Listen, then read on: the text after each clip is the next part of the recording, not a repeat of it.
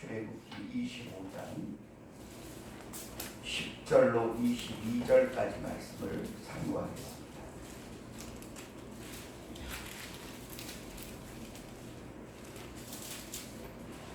구약성경 120쪽입니다.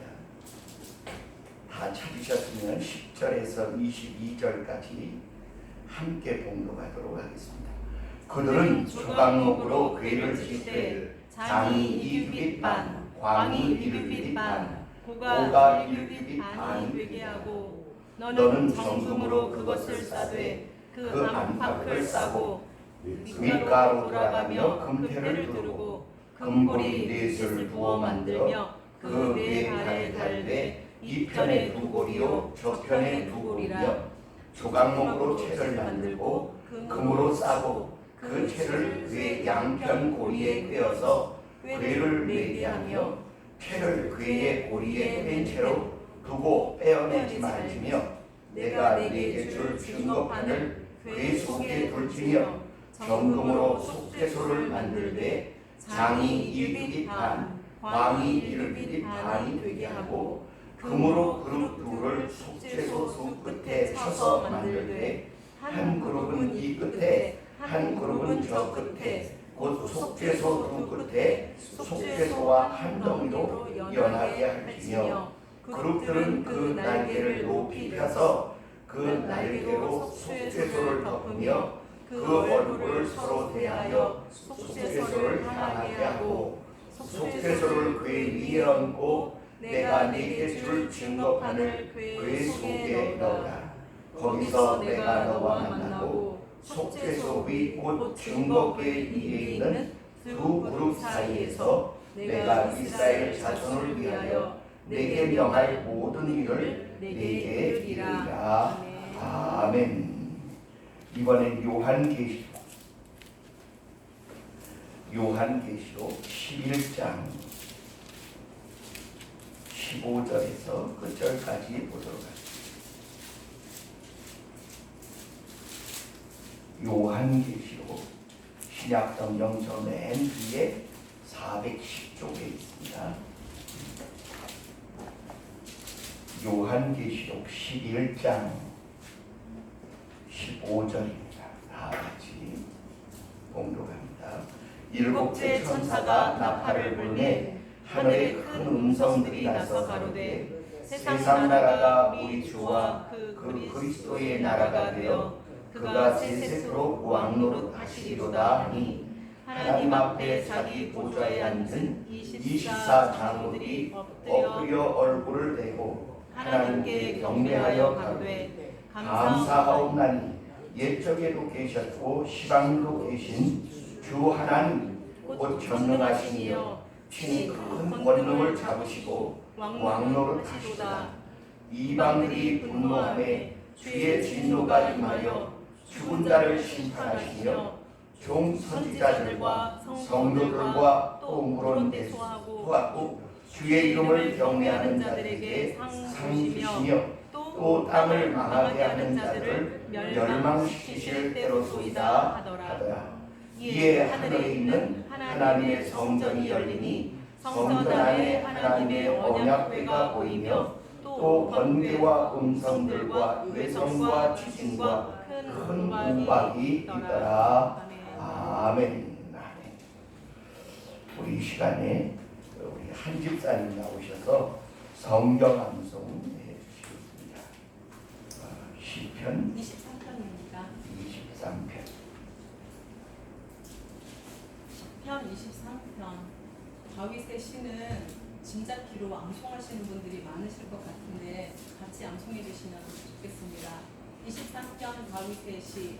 여호와는 나의 목자시니 내가 부족함이 없으리로다. 그가 나를 푸른 풀밭에 누이시고 쉴만한 물가로 인도하시는도다.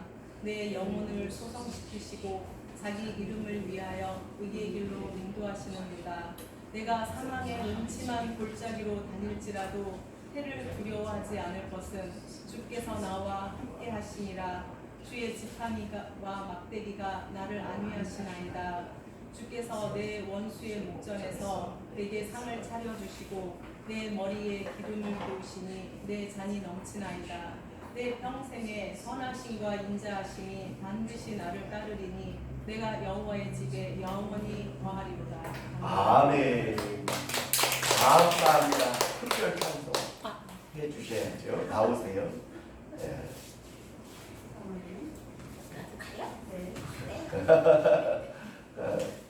금요일 저녁에 모여서 찬양을 하는데 아주 은혜가 충만했습니다.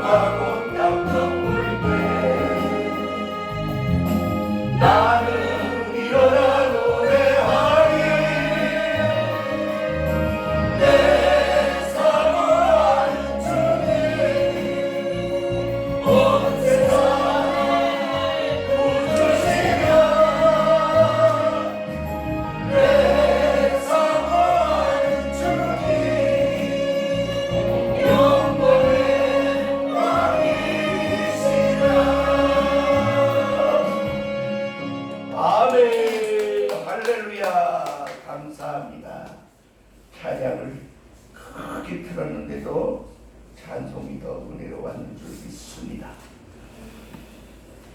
잠시 기도하고 하나님의 말씀을 상고합니다. 조각목과 선물의 의미입니다. 사랑과 은혜가 충만하신 우리 주 아버지 하나님, 죄악으로 인하여 하나님의 형상과 모습으로 지음을 받았던 우리 인생의 원형을 잃어버리고 가시나무와 같이 험악하여지고 날카로워지고 거칠어지고 뒤틀리고 쪼개어지고 갈라진 우리의 삶이 마치 조각목 시인 나무와 같음을 주님 앞에 고백합니다. 우리를 주께 맡기오니 주여 성령으로 어루만져 다듬어 주시고 정금 같은 그리스도의 심령으로 우리를 둘러싸게 하여 주시다.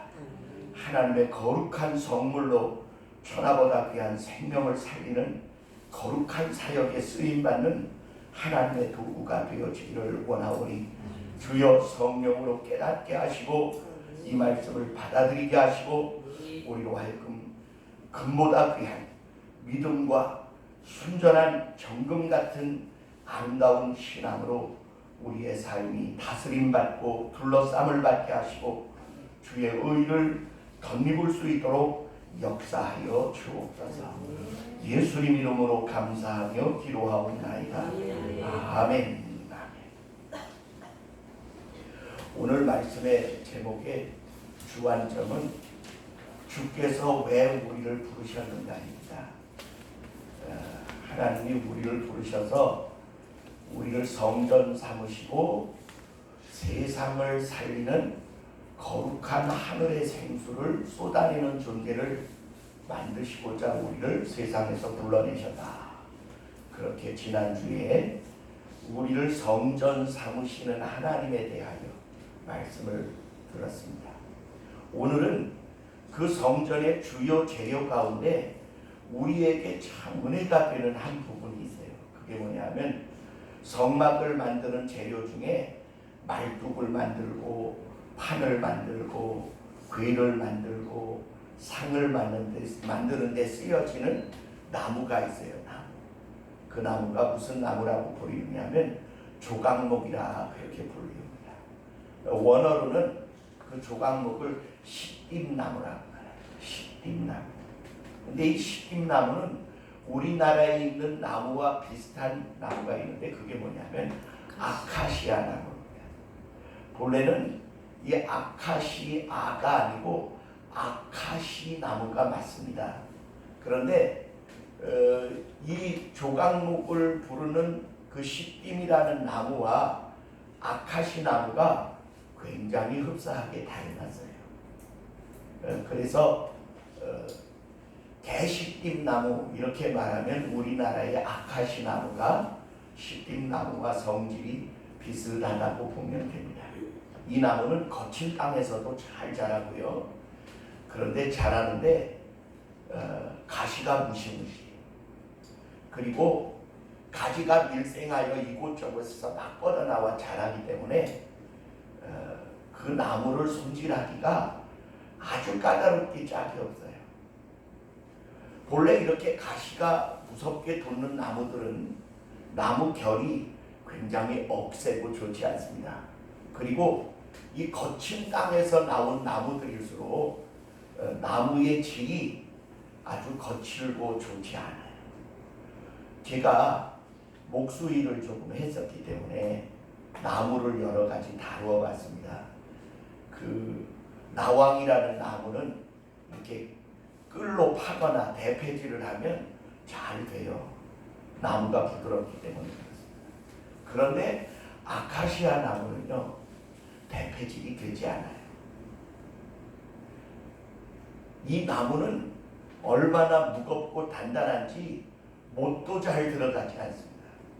그래서 아카시아 나무에 못을 박으려면 무슨 못을 써야 되느냐면 콘크리트에 박는 못을 써야 못이 들어가요.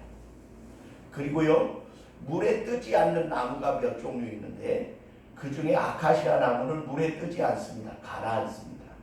참나무, 아카시아 나무, 느티나무, 박달나무, 흑단나무 이런 나무는 물에 뜨지 않습니다.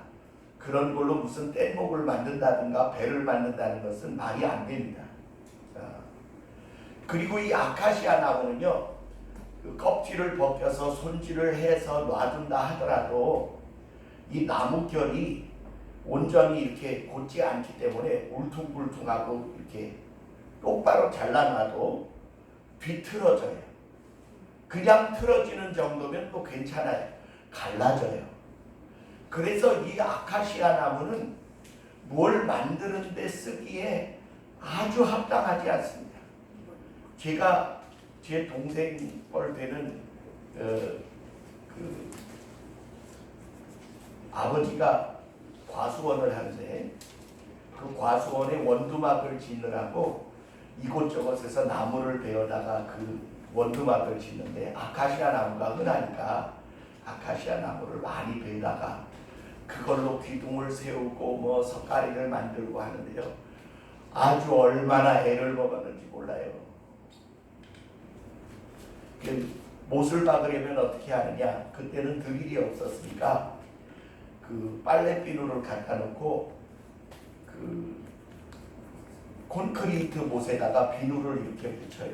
그리고 갖다 놓고 이렇게 집게로 짚고 망치로 박습니다. 얼마나 단단한지 이 콘크리트 못이 들어가다가 휘어져요. 아주 못된 나무가 아카시 나무입니다.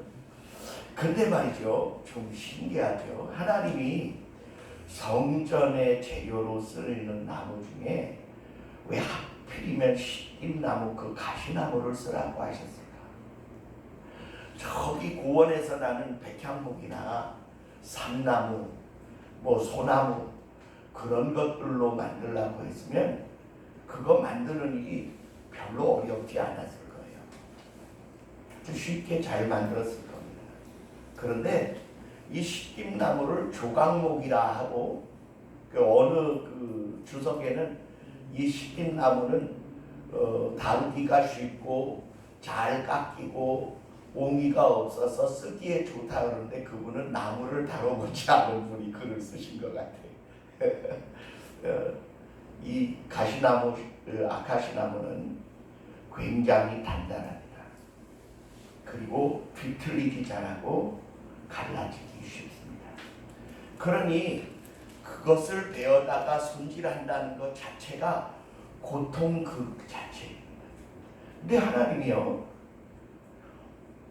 하나님의 궤, 언약궤를 만들라고 하시면서 이 십김나무를 쓰라고 하세요. 근데 그 십김나무를 보면 딱 누가 연상되냐 하면 제가 연상돼요. 고집스럽고 못되고 삐딱하고 그리고 누가 뭐라 그러면 쉽게 그 말을 잘 듣지도 않고 하나님의 말씀이 못지를 하려고 해도 반발하여 튀고 불순종한 내 자신을 보면 그 조각목 십김나무가 딱 조이상이 같아요. 조이상이. 근데 하나님이 또 그 구약 성경에 제단을 쌓으라고 말하실 때 돌 12개로 제단을 쌓고 그 위에 나무를 버려놓고 제물을 잡아서 제물로 드리라 이렇게 말씀하셔요. 그런데 너는 그 제단을 쌓을 때 돌을 가져다가 쌓으면서 돌을 다듬지 말래요. 이렇게 모가 난 돌을 그 생긴 바대로 12개를 그 근처에서 모아서 제단을 쌓되 정으로나 망치로 그 돌을 다듬지 말고 있는 그대로의 돌을 12개를 가져다가 제단을 쌓으라고 말씀하십니다. 저는 그 제단을 쌓는 그 모습과 그 명령과 주님이 자기의 말씀의 판과 만나 항아리와 아론의 쌍난 지팡이를 담는 하나님의 약속의 법궤를 만드는 일에 하필이면 가장 못돼먹은 나무를 쓰라고 하셨을까? 저는 그게 서로 일맥상통하는 의미가 있다고 믿습니다. 지난주같이 제가 하나님은 우리를 성전 삼으시고 우리 안에 거하시며 우리를 세상을 정결케 하고 세상을 살리고 세상을 변화시키는 거룩한 하나님의 처소로 쓰시고자 하신다. 그 말씀에 많은 사람들이 은혜를 얻었다고 이야기해요. 그런데 돌아서면서 이렇게 생각하는 거예요. 나 같은 존재가 진짜 그렇게 될 수 있을까? 이렇게 의문을 합니다. 정말 내가 세상을 변화시키는 하나님의 존재가 될 수 있나? 내 못돼 먹은 건 내가 너무나 잘 아는데, 내 고집은 내가 너무 잘 아는데. 옆에 있는 분 쳐다보세요. 혹시 당신 얘기하는 거 아니에요? 물어보세요. 근데 저한테 얘기하시는데요, 딱 제 얘기하는 것 같습니다. 이 갈라지고 뒤틀리고 손질하기 힘들고 가시도 치고 거칠은 이 나무를, 그걸 베어다가 가시를 제거하고 껍질을 벗기고 그것을 재단하여 자르고 그것을 깎아서 구멍을 뚫어서 그리고 그것을 나무끼리 연결하여 그 궤를 만든다는 그 자체가 참으로 고통스러운 일임에도 불구하고 하나님은 그 가시나무를 쓰라고 말씀하십니다. 또 재미있는 한 사실을 이야기합니다. 하나님이요, 모세를 만나실 때 시내산에서, 아니 멋진 나무가 다 많은데 왜 하필이면 가시떨기에 불꽃이 임해가지고 불이 타는데 가시떨기 나무가 사위어지지 않고 그냥 있어요. 그러니까 내가 이 놀라운 광경을 보리라. 그리고 가다가 보니까 하나님이 모세야 모세야 너의 선 곳은 거룩한 곳이니 왜 발에서 신을 벗으라. 그래서 그 하나님을 만납니다. 그 불꽃 가운데 주님이 만나시고 불꽃이 사라지는데 나무는 그냥 있어요. 근데 왜 하필이면 백향목도 있고 참나무도 있고 상수리나무도 있고 저기 저 소나무도 있고 멋진 느티나무도 있고 수많은 나무가 있는데 왜 하필이면 떨기나무일까요? 그 떨기나무가 크지도 않아요. 기껏 자라봐야 한 5, 60cm 이렇게 자라요. 그리고 가시가 돋쳐있는 나무. 모세가 왜 그것에 대하여 궁금하지 않았을까요? 신학자들은 그렇게 말합니다. 모세가 자기를 이제 가시돋쳐 보잘것없는 떨기나무 같은 신세라고 생각했을는지 모르지라도 주께서 성령으로 임재하셔서 그를 사용하실 것에 대하여 수많은 나무 중에서가 아니라 떨기나무, 모세가 스스로를 자격지심으로 이제 나는 아무것도 할 수 없는 한낱 늙은이에 불과하지 않은가, 나의 모든 젊을 때의 꿈은 다 어디 갔을까, 그렇게 스스로를 연약하고 보잘것없이 느끼는 그에게 하나님의 임재가 딱 그가 생각하는 것 같은 나무에 임하신 거예요. 전 여러분에게 권합니다. 조 목사는요, 잘난 사람이 아니에요. 아주 못난 사람. 근데 하나님이 저를 쓰시기를 원하셔서 그냥 드렸어요. 이제 하나님이 조금씩 쓰실라나 모르겠어요. 그런데 모세가 하나님 앞에 그래요. 너 가서 네 백성을 애굽에서 이끌어내라. 그러니까 하나님, 보낼 만한 자를 보내소서. 나는 이제 나이가 많아 늙어 80이 됐습니다.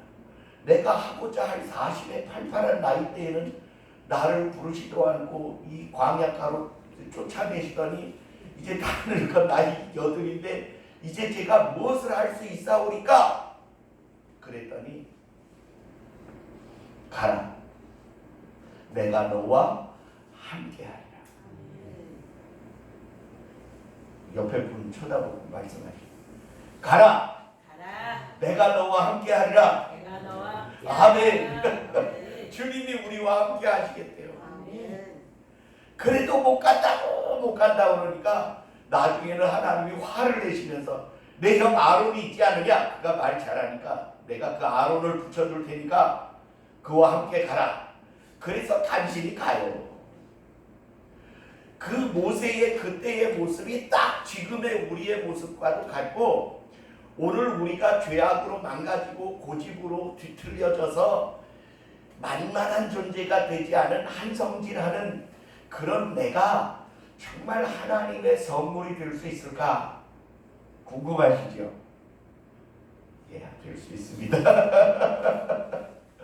이 뒤틀리는 나무를 일단 깎아요. 자르고 재단에 깎아요. 그리고 그 갈라지기 쉬운 나무, 뒤틀리기 쉬운 나무, 딱딱한 나무를 일단 형태를 잡아놓고 그 위에다가 정금으로 둘러싸도록 명령하셨어요.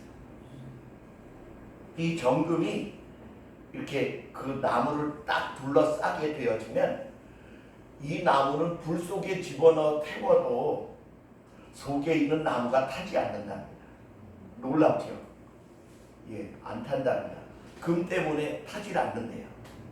그리고 그 금이 이렇게 딱 붙잡고 있기 때문에 뒤틀리지도 않고 갈라지지도 않고 썩지도 않고 타지도 않고.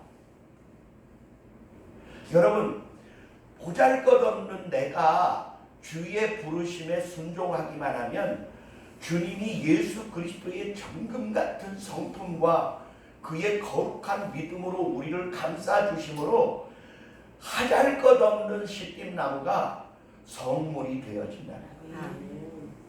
그러면 이 나무가 성물로 쓰여지지 않으면 어디에 쓰여지기에 가장 합당하냐? 딱 한 가지 있어요.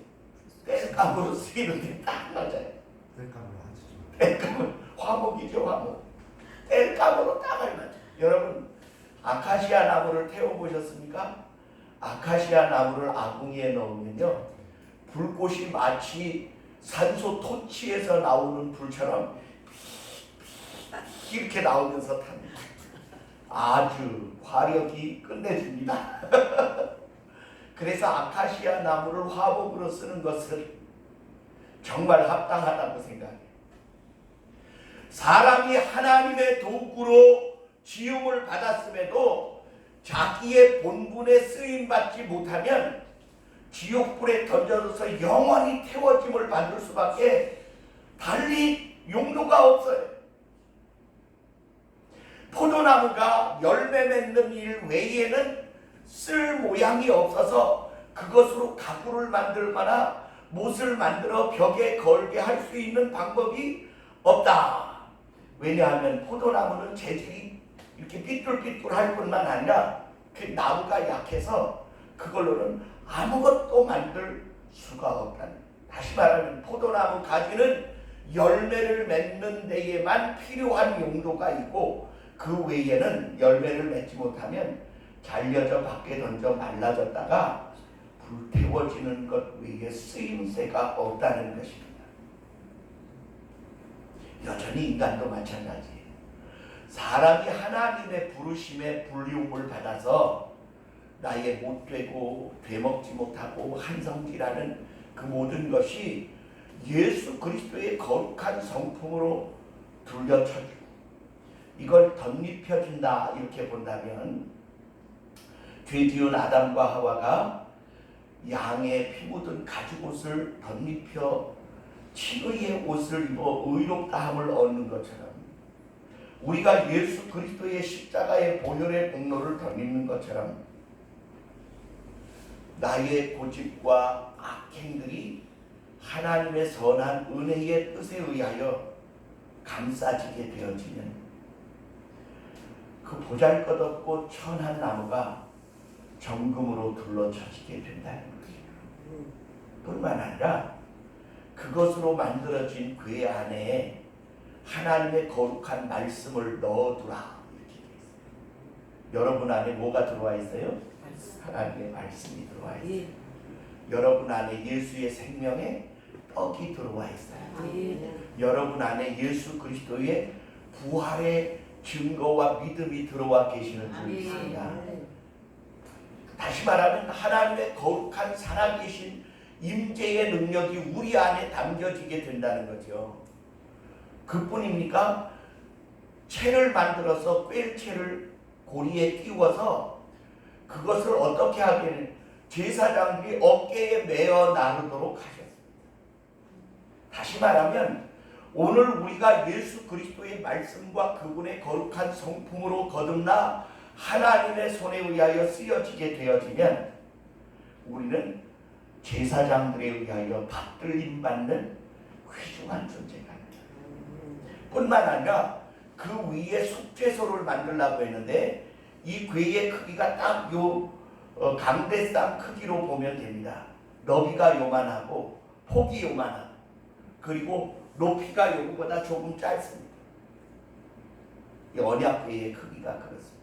그리고 꿰체를 이렇게 고리에 꿰서 매도록 하였는데 사무엘하 6장에 나타난 웃사가 하나님의 궤를 옮기다가 손에 만짐으로 충돌하여 죽임을 당하는 이야기가 나오는데 거기에 보면 왜 그런 불상사가 나타났는가 전문가들을 불러 물어보니까 그것을 제사장들이 어깨에 매야 했었는데 새 수레에다 싣고 짐짝 날르듯 하다가 충돌함을 당하여 불상사가 생겼으니 이제 제사장들이 어깨에 메고 나르면 될 것입니다. 그래서 다윗이 그것을 오벳 에돔의 집에서 어깨에 매여 다윗성으로 가져오는 이야기가 기록됩니다. 그리고는 그 하나님의 궤 위에 뚜껑을 만드는데 그 뚜껑이 속죄소예요. 이렇게 네모 반듯한 그 위에 덮도록 되어 있는데 둘레가 이렇게 손바닥 넓이로 태가 둘려 있어요. 이렇게 태가 이렇게 둘려 있어요. 그리고 이 한 덩어리로 만들어서 이쪽에 천사가 얼굴을 마주보고 눈을 요 아래로 향하고 있고 이쪽 천사가 날개를 펴서 이렇게 이쪽 천사가 날개를 펴서 날개 끝이 마주보게 합니다. 그리고는 이 태가 둘려진 뚜껑에 속죄의 피를 붓게 되고 천사가 그 피를 이렇게 내려다보는 고기 고 장소에 그곳을 시은좌, 시은소라고도 합니다. 거기에서 주님이 나타나셔서 말씀하시겠다 이렇게 기록하고 있습니다. 그러니까 이 가시나무 시띠나무로 만든 그 시띠나무에 금으로 태를 두르고 그 안에 거룩한 하나님의 임재의 증거물들을 담고 속죄소의 뚜껑을 덮고 백성을 용서하는 거룩한 피를 붓게 하고 하나님이 거기 나타나셔서 친히 말씀하시고 가르치시겠다, 만나주시겠다 약속하고 계십니다. 오늘 우리의 성소 안에, 우리의 이 궤 안에 하나님의 말씀과 떡과 부활의 진리가 들어있고 주님이 우리 위에 계시면 주님이 우리가 마땅히 해야 할 만남과 지시와 사랑과 긍휼과 은혜를 베풀어 주시게 되는 줄 믿습니다. 우리가 이 세상에 올 때 금수저로 온 사람도 있고 흙수저로 온 사람도 있습니다. 근데 그게 중요하지 않아요. 왜 하필이면 수많은 나무 가운데 그 흔하디 흔한 그리고 험악하기 짝이 없는 가시나무를 골라라 하셨을까? 왜 돌을 다듬지 말고 제단을 쌓으라 하셨을까?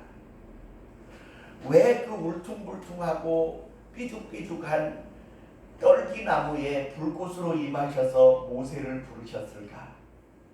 예, 다 공통점이 있습니다.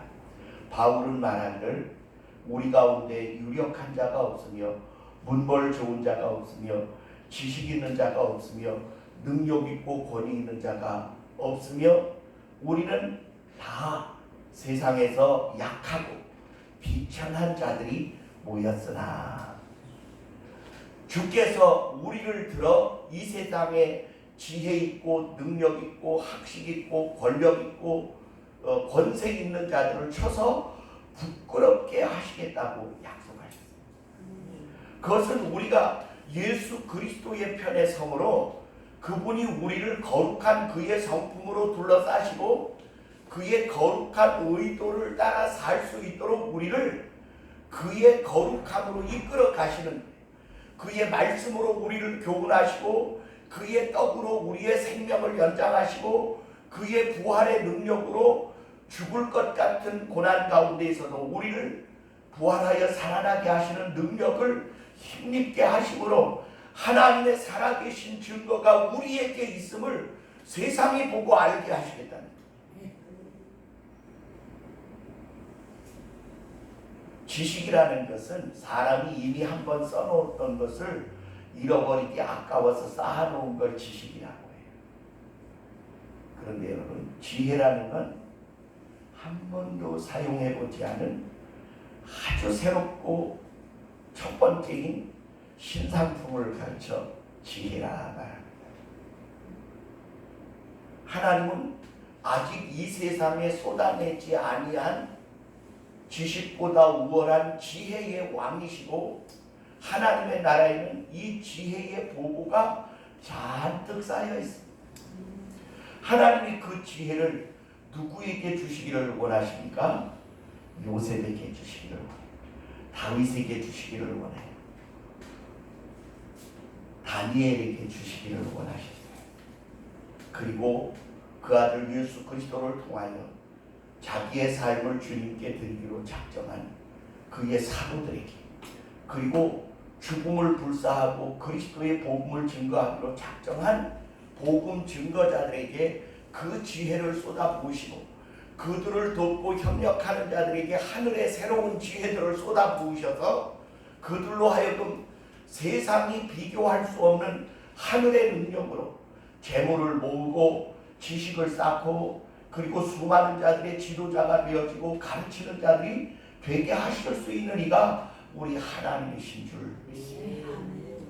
저는 여러분에게 권합니다. 여러분, 주께서 여러분을 베기를 원하시면 기꺼이 베임을 당하십시오. 껍질을 벗기기를 원하시면 기꺼이 벗으십시오. 그리고 주님이 이거 잘라버려야겠다, 그리고 톱질을 하시면 기꺼이 잘라버리십시오. 내 원하는 대로가 아니라 그분 원하시는 대로 다듬어져 가시기를 주의 이름으로 축원합니다. 그 다음은 주께서 책임져요. 정금 같은 믿음으로 여러분을 감싸시고 세상의 하나님의 말씀에 불순종하는 자들에게 마지막 때에 지진과 불과 우박과 하나님의 진노가 임하는 때에 하나님의 성전 안에 언약궤가 보이더라, 그렇게 말씀합니다. 그게 뭡니까? 이 험악한 세상 가운데 하나님의 뜻대로 살던 언약궤 같은 여러분의 삶이 증거가 되어져서 죄인들로 하여금 우리가 지금 이 우박을 얻어맞는 이유가, 우리가 이 지진과 환난과 불과 고통 가운데 처하는 이유가 그들처럼 살지 않았기 때문에 그랬구나. 그들을 깨우치기 위한 거룩한 도구로 우리를 사용하시게 될 줄 믿습니다. 다른 선택이 없어요. 보잘것없는 가시나무가 하나님 쓰시는 거룩한 성물이 되어져서 병든이를 치료하고 길 잃은 자를 돌아오게 하고 하나님의 은혜와 사랑이 강물처럼 넘쳐나게 하는 일에 내가 쓰임받는다는데 얼마나 좋습니까? 자청하여 주께 나오시기를 바랍니다. 여러분의 삶을 주의 손에 맡기시기를 바랍니다. 예수님은 목 쓰셨어요. 이 목 쓰이신 예수님이요, 소를 위하여 멍에를 만드시는데 얼마나 멍에를 잘 만들었는지 예수님이 만든 멍에를 맨 소는 아무 거북함이 없이 밭을 잘 갈았다는 전설입니다. 주님은요, 솜씨가 탁월하십니다. 그래서 나 같은 것도 쓰임을 받을 수 있을까? 아무렴요. 그분이 전문가시네요. 없는 것도 있게 하시는 분이 있는 우리를 조성하시는 일이 왜 어려우시겠습니까? 믿음이 무엇입니까? 보잘것없는 나라도 주님께 드려질 때 쓰임받는다는 확신이 믿음입니다. 예수님이 5천이 넘는 사람들이 너무 배가 고파 있는데 빌립더러 질문하십니다. 빌립아, 이 사람들을 어찌할고 선생님 200데나리온어치 떡을 사서 조금씩 나누어 줄지라도 모자랄 것입니다. 200데나리온은 있어요? 없어. 그러면 그 떡을 살 만한 떡집은 있을까요? 없어. 그런데 그 이야기를 듣고 있던 안드레가요, 사람들 안에 들어가더니 도시락 하나를 얻어왔어. 한 소년이 가져온 보리떡 5개와 물고기 2마리를 가져왔어요. 선생님, 여기 한 소년이 가져온 보리떡 5개와 물고기 2마리가 있는데 이것으로 무엇이 될까요? 그것을 이리로 가져오라. 그리고는 주님이 축사하시고 떼어 나누어 주시기 시작하셨는데 5천이 먹고 12광주리가 남게 되었습니다. 한번 따라합시다. 나는 보리떡이요 시팀나무와 같다. 주의 손에 맡겨지면 그의 악에 쓰임받습니다. 기도하겠습니다. 사랑의 주님, 오늘 우리가 하나님의 말